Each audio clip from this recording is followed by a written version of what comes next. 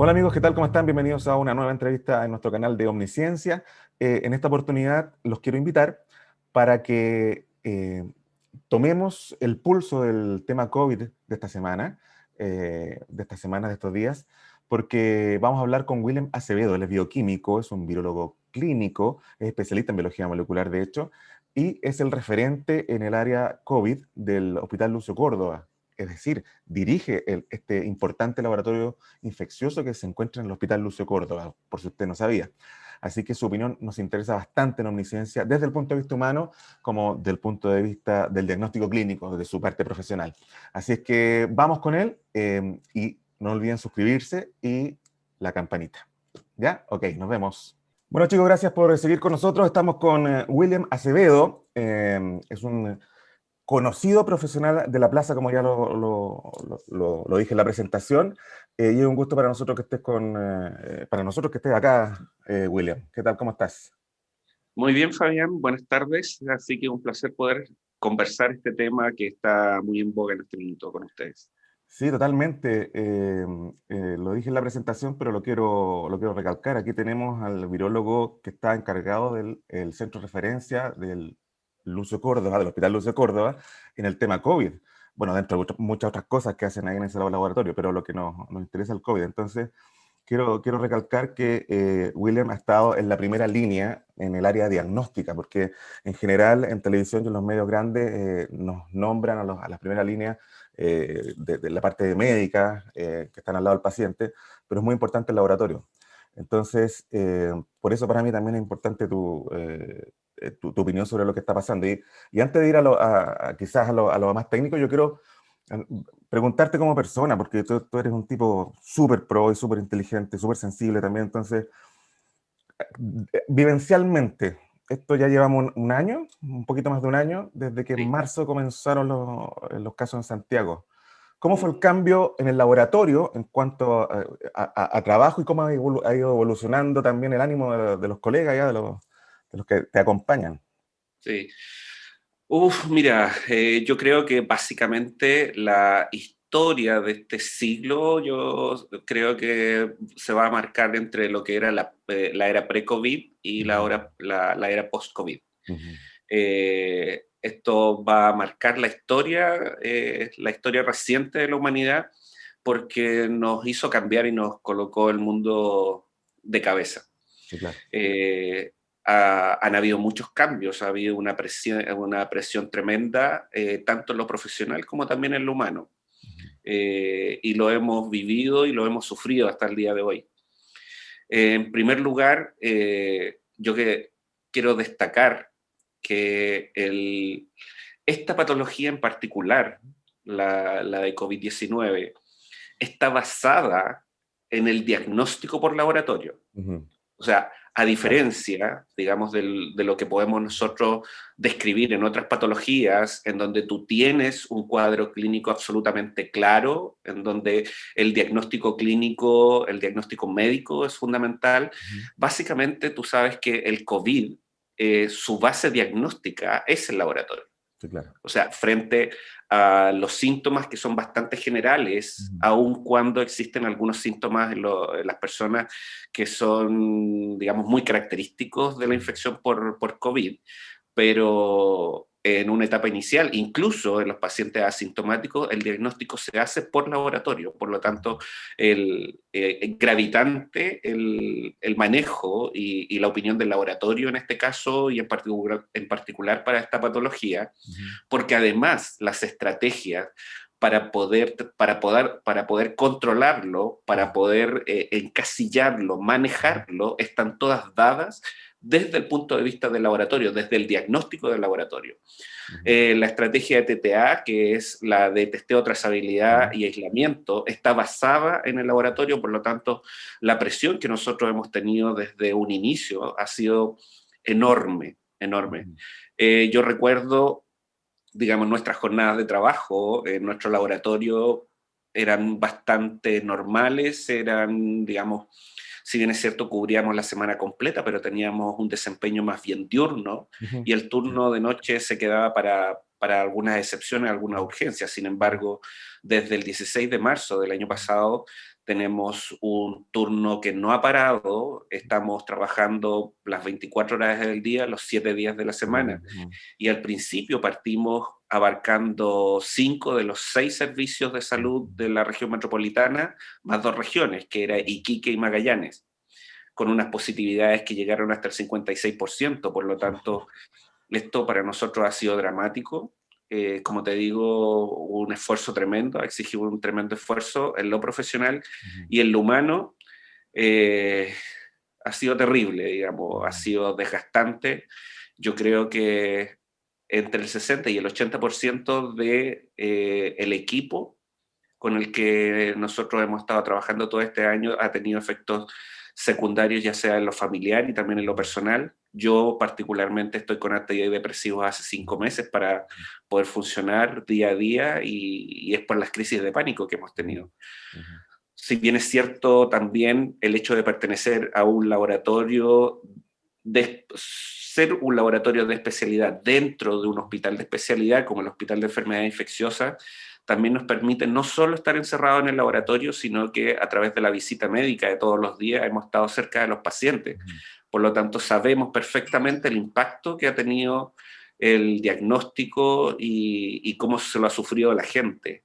Cómo en la visita, de repente, uno en la evaluación de pacientes, tú sabes que hay pacientes que no van a sobrevivir a la tarde, se comunica a la familia, y la distancia que esto ha originado entre la familia y sus enfermos ha sido dramática. Hemos hecho cordones de comunicación muchas veces entre los funcionarios de salud para dar a conocer antecedentes a los familiares que a veces pasan cierta cantidad de días, porque tampoco tenemos recursos humanos suficientes para estar informando todos los días a todas las familias de los pacientes en los estados de salud. Entonces, a veces, ponte tú, a mí me piden contactar a profesionales, colegas de otros hospitales para saber del familiar, del tío, del abuelo, etcétera. Y como te digo, lo hemos vivido por completo de una manera dura. Digamos, ha sido una muy dura batalla todo esto del coronavirus. Qué importante lo que dices porque creo que no, y si lo han dicho, no ha sido suficiente. El apoyo psicológico al equipo de salud, no sé si, se ha ocurrido eso, porque creo que han habido algunas ideas, pero no sé si se han llevado a la práctica. Eh, ¿Cómo han enfrentado eso como equipo ustedes, si es que no han tenido ayuda? Y si la han tenido, ¿cuál ha sido? Sí, sí, hemos tenido ayuda. Yo creo que en el segundo semestre del año pasado los equipos estábamos choqueados. O sea, recuerda que partimos con dudas tremendas de qué es lo que se nos venía encima. Ahora conocemos ya un poco más a este, digamos, a este virus, pero el año pasado estábamos cambiando protocolos, ajustando protocolos constantemente. Entonces, durante la segunda mitad del segundo semestre del año pasado, tuvimos intervención psicológica general en el hospital y algunas clases de relajación, pero aún así se nos quedó corto y terminamos con clases de relajación y además soporte farmacológico. Sí, bueno, buenísimo. No, Sí. yo creo que lo principal, sí, que bueno eso que dice, lo he vivido de cierta manera porque bueno, la gente que nos sigue aquí en la licencia sabe que yo soy tecnólogo médico y siempre tenemos nuestro círculo, nuestras cosas, y la gente sí pregunta mucho, nos usa mucho como para acercarse a tener información de sus parientes. Eh, claro, yo no trabajo en laboratorio, pero me llegan igual entonces, ¿cómo será para los que sí están adentro? O sea, debe ser, es una carga igual, es pesadísimo. Es una carga emocional importante. Mm, Fíjate que yo he establecido en este año, creo mm, que he establecido vínculos con personas que no conozco en la vida real, ujú, pero de la cual sí fui canal de comunicación entre ellos y sus familiares. ujú, He recibido regalos, ponte tú, de gente a la cual no conozco, a la cual no le he visto la cara, pero me han hecho llegar pan, sopaipillas, huevos. El cariño de la gente ha sido vale, súper bonito y te digo, y se ha dado en un contexto de anonimato y de solidaridad. O ujú, sea, colegas de clínicas, de hospitales, porque tú sabes que todo el sistema está unificado. Todos hemos contribuido justamente sin recelo al tema de informar a las familias. ujú. Sí. Porque como te digo, la distancia que ha provocado esto entre las personas no ha sido menor y triste. Y yo te digo, yo he tenido que escuchar lamentos y el llanto de gente a la cual se le comunica que su familiar, digamos, se le va a convocar vía tele, Telemática, reunión claro. telemática justamente para que se despidan. Ujú. Y eso nos ha tocado a todos. Ujú. Yo, fíjate que soy bastante activo en redes sociales Ujú. y, y creo, no podría decir que tengo la fortuna, pero sí desde donde estoy plantado en este minuto en mi hospital, me ha tocado ver la gama completa de lo que ha significado el COVID, desde los pacientes hospitalizados, desde las camas y Claro. también desde el punto de vista del diagnóstico en el laboratorio. O sea, no es que nosotros actualmente, o yo en particular, esté encerrado en el laboratorio sin saber lo que pasa afuera y solamente veo muestras, sino que me ha tocado estar en la presión de las muestras, pero también tener el correlato con los pacientes que requieren esos resultados. Sin ir más lejos, a mí me tocó en lo personal, y esto, digamos, es primera vez que lo digo públicamente. Ujú. Yo llevo 20 años trabajando en el tema del VIH. Ujú.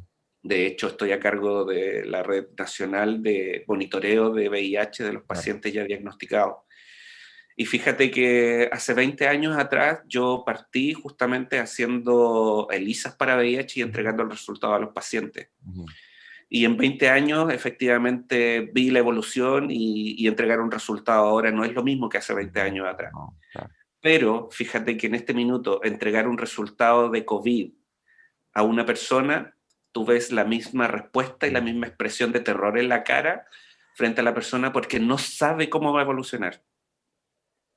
Y es Sí. independiente de las comorbilidades y es Ujú. independiente de tantas cosas. Ujú. Entonces, para mí ha sido fuerte volver a entregar un resultado de COVID y que el paciente entre en pánico, digamos, me Ujú. recordó aquellos primeros años cuando uno entregaba los resultados de VIH.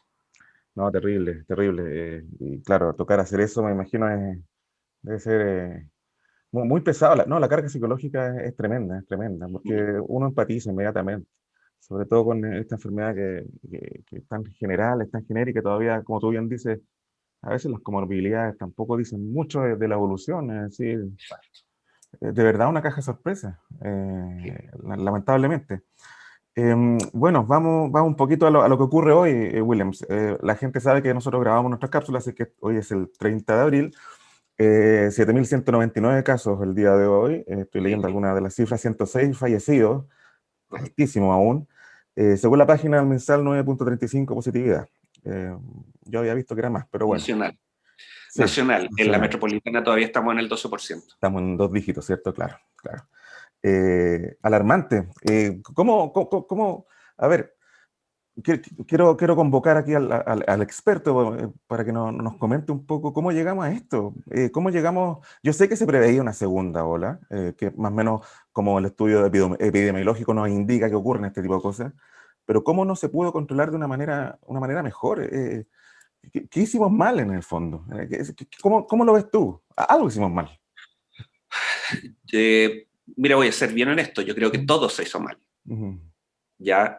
Eh, no soy un agorero digamos, de la derrota o del fracaso. Ujú. No me interesaba, a mí no me interesa que este país fracase ni que este gobierno fracase en particular, porque eso, el golpe, digamos, es donde se ve el efecto del fracaso en la población. Ujú. Y es la población la que nosotros queremos cuidar.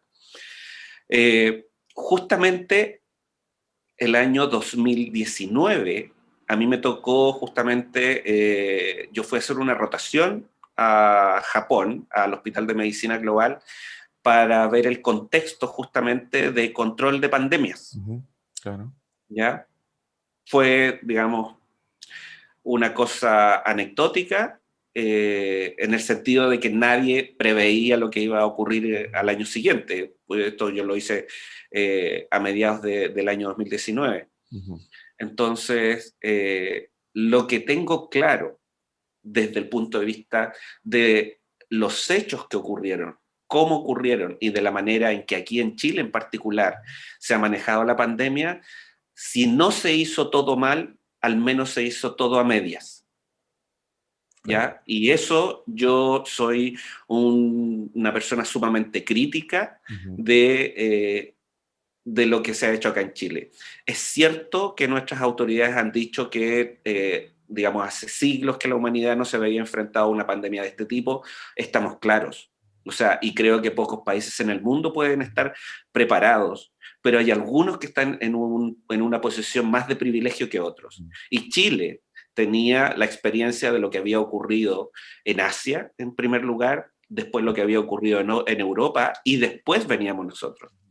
Había un desfase de aproximadamente un mes Totalmente. de todo lo que veníamos observando, de las cosas que se habían hecho bien, mal, y cómo aquí podrían haberse hecho de manera correcta. Ujú. Todo el mundo, o sea, todos los que hemos tenido la oportunidad de estudiar agentes transmisibles, agentes infecciosos, y sobre todo el tema de control de pandemias, uno tiene súper claro que para agentes que se transmiten por aire, las cuarentenas son fundamentales. Y yo, la verdad, es que he sido sumamente crítico porque aquí en Chile hemos tenido una definición de cuarentena tan sui generis Claro. que en rigor no ha sido una cuarentena. No. Estas dinámicas. Estas cuarentenas dinámicas en donde una calle te separa, digamos, una población respecto a otra, esto la verdad es que estaba condenado al fracaso Ujú. y se dijo desde un principio. Ujú. Entonces, la verdad es que a mí me sorprende incluso al día de hoy, el hecho de que se hayan abierto a esta fecha, Ujú. se hayan abierto comunas de la región metropolitana teniendo una positividad de 2 dígitos, teniendo las camas UCI superadas en más de un 95%, que yo veía noticiarios internacionales y están en alerta con positividades superiores al 90%, y nosotros estamos superiores al 95%. Es decir, las camas UCI que en este minuto tenemos son camas calientes. Ujú. Es decir, se están desocupando camas que están dejando los fallecidos. Claro, es que eso no, eso no lo explican. O sea, y eso no lo dicen. Entonces, en rigor, a mí me duele efectivamente que las autoridades digan que existen criterios, que existen estándares, sin embargo, ninguno de esos criterios se cumple al momento de tomar estas decisiones que todos sabemos que son económicas. Entonces, yo creo que efectivamente en este minuto estamos donde estamos por un pésimo manejo administrativo de la pandemia. Pésimo. Sí, de hecho, pareciera que incluso los ministros entre ellos no conversaran. Tenemos, como tú bien dices, una positividad en la región metropolitana de 2 dígitos. El ministro de Educación insiste en volver a clases presenciales con todo lo que eso implica. En estas cuarentenas dinámicas eh, que se establecen, tampoco se cumplen los mismos protocolos que el Ministerio de Salud impone porque se abrieron ahora 3, 4 comunas, no, muchas más, 10 comunas que tampoco cumplían los mismos requisitos, entonces, o sea, no cumplían los requisitos derechamente. Correcto. Entonces, no se entiende por qué cuando están conversando las partes, es decir, yo cuando te escucho, porque tú trabajas en la área pública, tú estás dentro del sistema de Sí. salud público chileno. ¿Cómo está esta información que está tan clara y medianamente clara para los que entendemos un poquito? Hay una barrera, como que no pasa, hay No, un punto donde no. ¿Qué exacto. punto es ese? Es como raro. Es como, yo también, al igual que tú, pienso que hay un área económica que está quizás más entrometida de lo que corresponde, pero es alarmante. Lo de las camas calientes, de verdad, yo no lo había pensado así, ¿ah? Y creo que si dijeran solamente ese dato, la gente quizás lo tomaría con un poquito también más de cautela. Sí, o sea, efectivamente acá hoy tenemos una pandemia, estamos enfrentados a una pandemia con un muy mal manejo administrativo, un muy mal manejo gubernamental. Yo empatizo porque cuando yo he sido bastante taxativo en mis redes, cuando yo menciono que la cuarentena es la tremenda herramienta para detener la expansión de este virus. ¿Ya?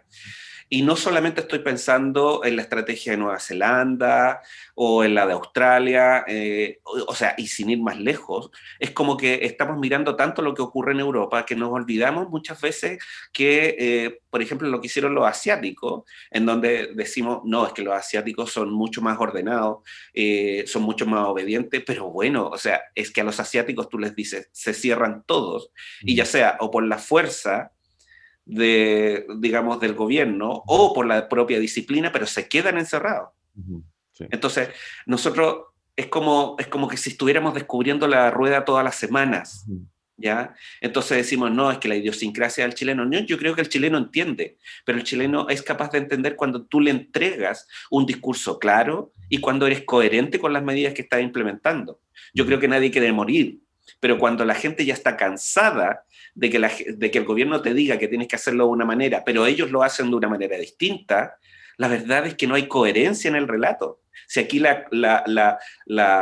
digamos, la comunicación hacia la población en el manejo de una cuarentena, en el manejo de una pandemia, es fundamental. O sea, es el capítulo número 1 para poder controlar a tu gente, el ser claro en los mensajes. Y si Chile se ha caracterizado en algo, es no tener claros los mensajes. Las autoridades hacen todo lo contrario a lo que le piden a la gente que haga. Entonces, una vez que está instalada la desconfianza, ¿yo por qué voy a ir a criticar a las personas que se fueron al mall si le abrieron el mall? Claro. O sea, cuando tú le dices a la gente, mire, vamos a desconfinar porque los parámetros están bien, entonces la gente no tiene por qué saber de medicina, no tiene que saber de epidemiología, la gente percibe que le abrieron, digamos, el margen de movimiento y la gente se va a mover. Ahora, que estemos todos a través de redes sociales apelando a que la gente pueda entender, perdón, si todavía existen hasta los terraplanistas. O sea, yo me he ganado insultos gratuitos incluso de los antivacunas, No, ni hablar. pero te digo, o sea, gente de este tipo existe, pero en esta proporción yo creo que definitivamente la responsabilidad es la comunicación de riesgo y las malas comunicaciones desde el nivel central.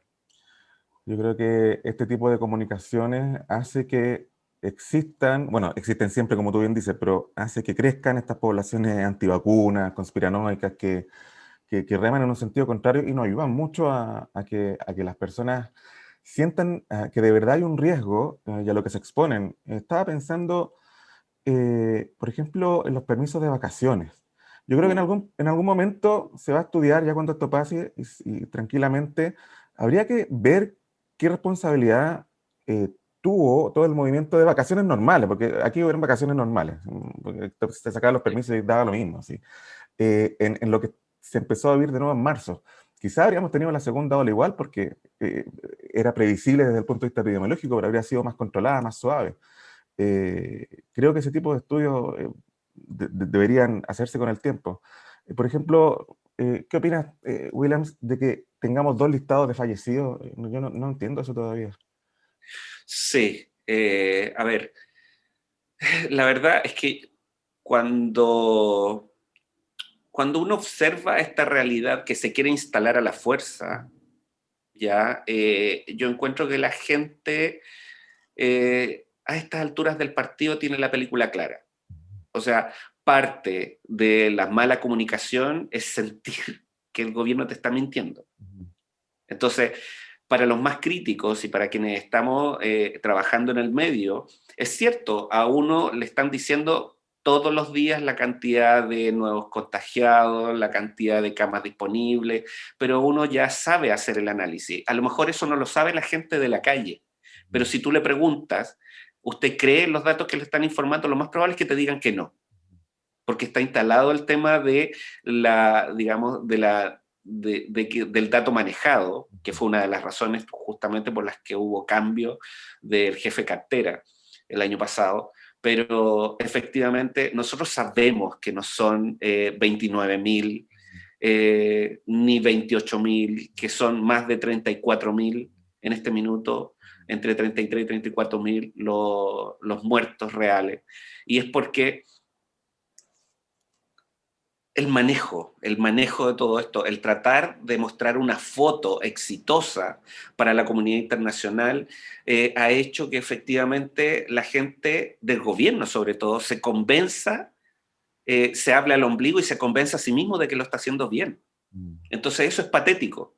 En particular, nosotros sabemos que los muertos son más de 33, 34.000 en este minuto. ¿Ya? ¿Por qué? Porque resulta que en el manejo que hubo hacia fin de año, efectivamente, y así uno lo veía en los centros donde tomaban PCR, si tú tenías síntomas, te mandaban para la casa y no te tomaban la PCR. La PCR se tomaba en búsqueda activa de casos a la gente asintomática. Y en el caso que tú salieras positivo con o sin síntomas a tu núcleo cercano, a tus convivientes, efectivamente no se les tomaba PCR y se les manejaba como positivo. Ergo, cuando a ti te dan el dato de pacientes con PCR que lo respalda. Por lo tanto, sabemos que existe una subnotificación. ¿Ya? Y la cantidad, o sea, si existe una cantidad de subnotificación de ese tipo, evidentemente hay una cantidad de muertos que solamente lo maneja el DEIS, que es quien ha ido corrigiendo estas cifras de fallecidos, y sabemos que son más, sabemos que son muchos más. ¿Ya? Entonces, como te digo, es difícil enfrentarse todos los días a unas cifras que tienden a mostrar una, digamos, una imagen que es mucho más benévola de lo que es en realidad. Es raro eso, es como que quisieran, es como si alguien pensara que, como que el chileno no soportaría escuchar números duros, la verdad, que sería perjudicial, pero yo creo que es mejor porque en el fondo la gente obtendría en su mente la gravedad de verdad de lo que está pasando. Correcto. O sea, saber en este minuto, por ejemplo, que hay camas UCI pediátricas que se han ocupado con adultos, te juro que al menos te hace pensar, y es la crítica que se le ha hecho al ministro de Educación, es como, está bien, a lo mejor en número los niños se afectan menos, pero ¿quién está dispuesto a perder un niño? Uno ¿Quién solo. está dispuesto a perder un hijo? Sí, sí, bueno, ese otro tema que también es tan jodido. Eh, Williams, quería pasar el tema de la vacunación. Y lamentablemente también tengo una visión un poco negativa porque, bueno, primero te quiero preguntar técnicamente, con tu expertise, algo que la gente se pregunta mucho. Es decir, ¿vamos a obtener una inmunidad de rebaño en este tipo de enfermedad? ¿Y qué deberíamos esperar cuando la vacunación se complete? Ya, yo creo que a fines de julio va a estar la mayoría de la gente vacunada. Sí, la Terrible. verdad es que es una pregunta difícil de Sí. contestar. Era más fácil hace unos meses atrás. Mm, Y te voy a dar las razones por las cuales ahora considero que es mucho más difícil ser claro en eso. Si nosotros tuviéramos un virus, que es la cepa nativa Wuhan, ujú, para la cual se desarrollaron las vacunas, y esa fuera el único agente que estamos combatiendo, quizás yo podría el discurso que uno tenía hace unos meses atrás. Es decir, mira, se estima por análisis bioestadístico que si tú inmunizas al 80% de la población, tienes una inmunidad de rebaño, por lo tanto podrías tener un efecto global, digamos, de respuesta hacia la gente que te permita proteger a la población.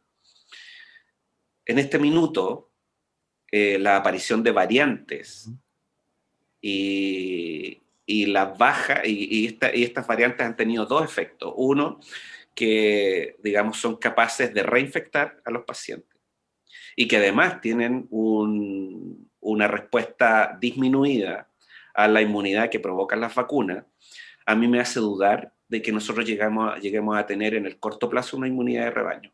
O sea, de alguna manera, lo que tú estás viendo es que las variantes nuevas, las variantes de preocupación, están originando una pandemia, o sea, una nueva epidemia dentro de la pandemia. claro. ¿Ya? Entonces, nosotros en este minuto ya el 80% de tener a la población vacunada ya no sería suficiente, sino que tendríamos que aspirar a tener el 100% de la población vacunada, porque además la vida real nos demostró que incluso en pacientes que ya tenían las dos dosis, también están haciendo cuadros quizás no tan graves para llegar a intubación, pero sí están llegando a ocupar camas UCI. Ujú. Entonces, yo lo veo complejo, lo veo sumamente complejo. Es- sí, sí, no, lo que me dices también me impacta un poco porque pensé que ya podríamos visualizar algo positivo a fin de año, pero Sí, creo que está un poquito complicado, por lo menos. Sí. Y O- además, o sea, lo otro es que no sabemos, porque los estudios, imagínate que esta gente apareció hacia fines del año 2019. Se empezaron a mediados del 2020 los primeros ensayos de vacuna y en este minuto todavía se está contando cuánto de la gente inmunizada en los ensayos todavía mantiene sí. esos títulos de anticuerpos. Entonces, la verdad es que no sabemos qué va a ocurrir, pero la aparición de las variantes de preocupación ha sido un duro revés al tema de estos estudios, porque ni siquiera sabemos cómo van a responder, ni siquiera sabemos cuáles son las variantes que van a aparecer en el futuro. O sea, sabemos que en los países donde ha habido un muy mal control de la pandemia es donde han aparecido estas variantes de preocupación. Chile, a mí no me cabe duda de que quizás tenemos Mm. una variante en Chile de que a lo mejor no ha sido completamente caracterizada porque tenemos pocos laboratorios golpados, digamos, o preocupados de describir las variantes en Chile. Pero el virus nunca se fue. O sea, a diferencia de otros países en donde tuvieron un primer pic y después tuvieron un control casi absoluto de la pandemia antes de la segunda o tercera ola, en Europa ya se está describiendo una tercera ola, en rigor en Chile nosotros tuvimos un pic y después tuvimos un valle, pero el virus nunca dejó de estar en nuestra población. Por lo tanto, desde el punto de vista virológico, la verdad es que ha sido un caldo de cultivo para el tema de ir seleccionando mutaciones. Bueno, Entonces nosotros en este minuto estamos enfocados en descubrir las que ya descubrirse en Chile están las que fueron descritas, ujú. pero nosotros no hemos tenido la capacidad de identificar las nuestras. Y desde el punto de vista de la biología y la virología, a mí no me cabe duda de que teníamos las condiciones ideales para generar una variante propia. Ahora, lo que sí estamos viendo en los hospitales es la enorme cantidad de gente joven y grave que está hospitalizada.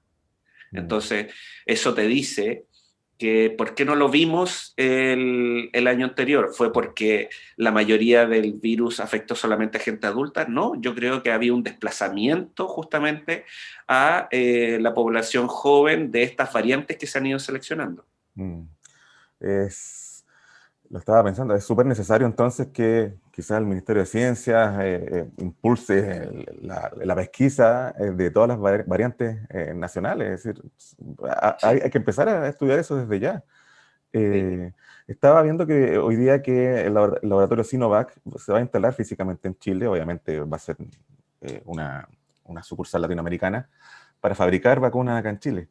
Eh, Eso habla bien de nosotros, pero habla mal de que obviamente ellos van a poner en su lugar donde hay más posibilidades de hay un mal manejo, entonces hay más posibilidades de tener, qué sé yo, más variantes, qué sé yo, trabajar de alguna manera para la región.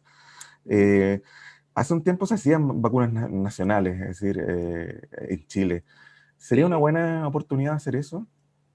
definitivamente. O sea, eh, fíjate que yo parte de mi historia laboral, yo trabajé en el Instituto de Salud Pública y estuve por aquellas fechas trabajando cuando al poco tiempo después se cerró digamos, la sección de producción de vacunas. Y fíjate que no sé, declaro que si bien es cierto no tengo antecedentes, pero lo que se comentó durante aquellos años fue que fue más bien un movimiento, una decisión política. No porque se hicieran malas vacunas, sino que fue porque efectivamente era más conveniente comprarlas, Mm. Mm. ¿ya? Y convenientes para varios sectores económicos. Sí, claro. Pero creo que el tema de las vacunas es un asunto que debería recuperarse acá en Chile. Mm. Tenemos gente como la que hemos visto rotar por televisión, grupos universitarios que están desarrollando alternativas terapéuticas y entre ellos también están desarrollando vacunas. Ujú. ¿Y por qué no hacerlo? Ujú. Pero también, no sé si tú has escuchado este grupo que ha trabajado con el tema de inmunidad de alpacas, en Ujú. donde no los han tomado en cuenta. Y yo encuentro patético Ujú. que nuestro país efectivamente no apoye las alternativas ni a los científicos ni a los grupos de ciencia acá en Chile. O sea, yo lo he vivido.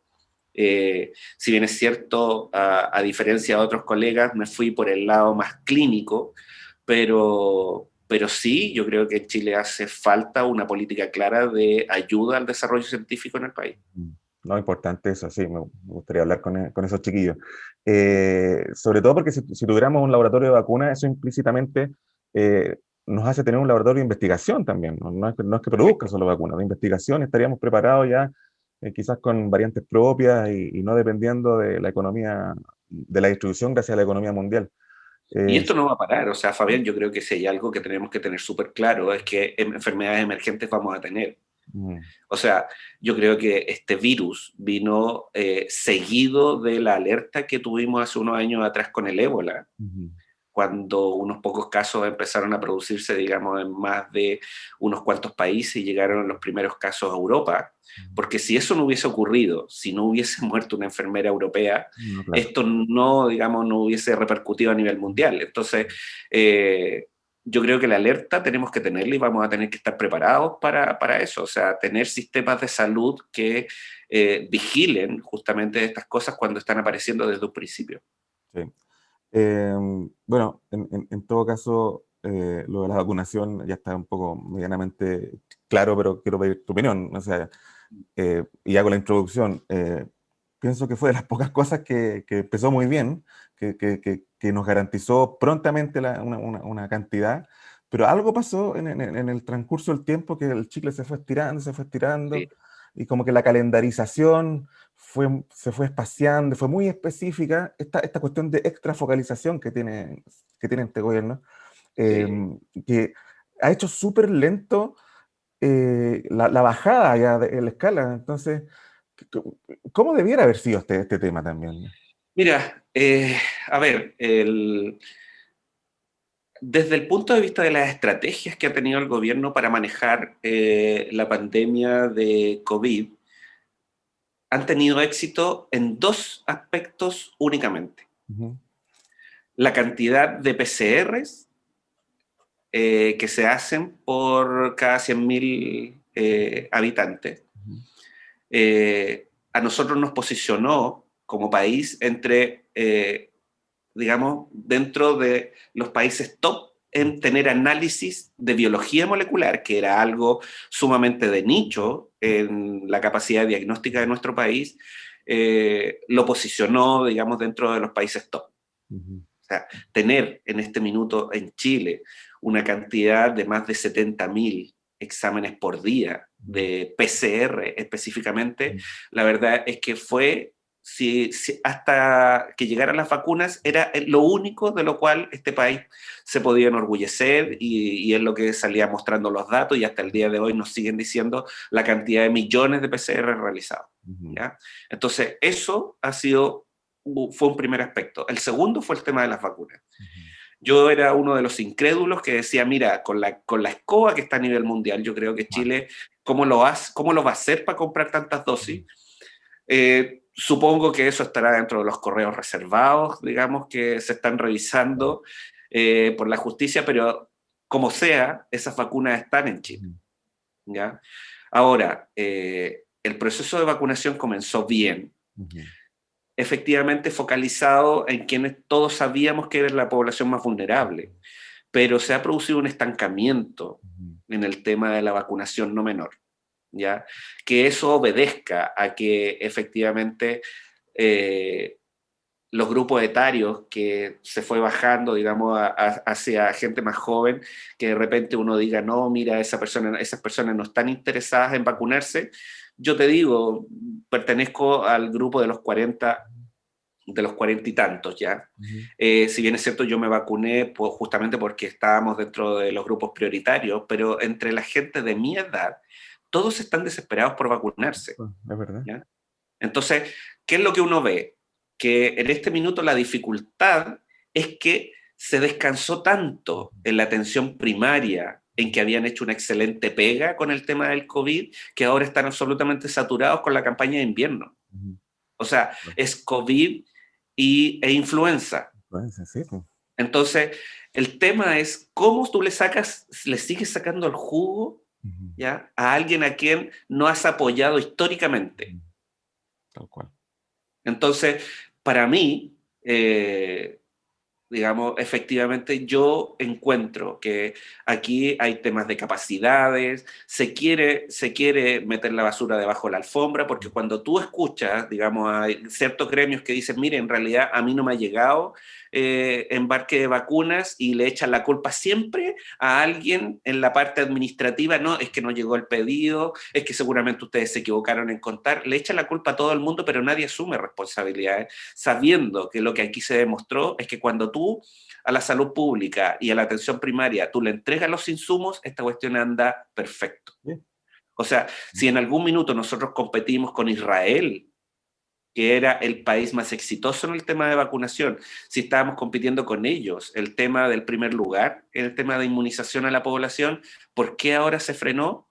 Es porque justamente no les puede seguir metiendo más cosas, y ahora los datos, justamente ahora cuando hacen los despachos desde el ministerio, no solamente es COVID, sino que además te meten el dato de cuántos vacunados por influenza hay, y uno dice, pero si el año pasado ni siquiera circuló influenza. Sí. O sea, ¿de qué me estáis hablando? Entonces, ¿dónde se están focalizando los esfuerzos? Para mí, esto ha sido un muy mal chiste, y las excusas a esta altura ya no son tolerables, porque lo que ha ocurrido en Chile, Chile venía de atrás de lo que nosotros veníamos observando. Si ya se sabía que cuando la gente volvió de sus vacaciones en Europa hubo un pic, ¿qué sentido tenía abrir permisos de vacaciones en este país? Tal cual. Ninguno. Entonces, el discurso oficial es que esto ocurre, como que ocurría de manera natural. No, si esto no ocurre de manera natural, esto se observó que obedeció a un mal comportamiento de la población. Por lo tanto, ¿qué es lo que tienes que hacer tú? Prever en tu población que no tengan ese comportamiento. Entonces, o sea, lo triste de todo esto es que, siendo, como te digo, una de las herramientas más importantes, la cuarentena, aquí ya poco se resiste a la cuarentena, porque la gente no la cree, porque la gente no la tolera, y porque el gobierno no apoya a que la gente se quede en su casa. O sea, esto es, esto es biología, virología, medicina y política, todo junto. O sea, aquí no va una cosa sola independiente de la otra, y creo que el factor político acá ha fallado terriblemente, porque la salud ha hecho su mejor esfuerzo, estamos todos terriblemente cansados, hay vacunas, entonces, ¿qué pasó con Chile? Es como Claro. el chiste que termina mal. O sea, partiste como caballo de carrera y terminaste como mula. ¿Por qué? Porque hiciste las cosas mal. Si aquí no es que las cosas hayan, o sea, se frustraron por azar. No, aquí las cosas se siguen haciendo mal, que eso es lo peor de todo.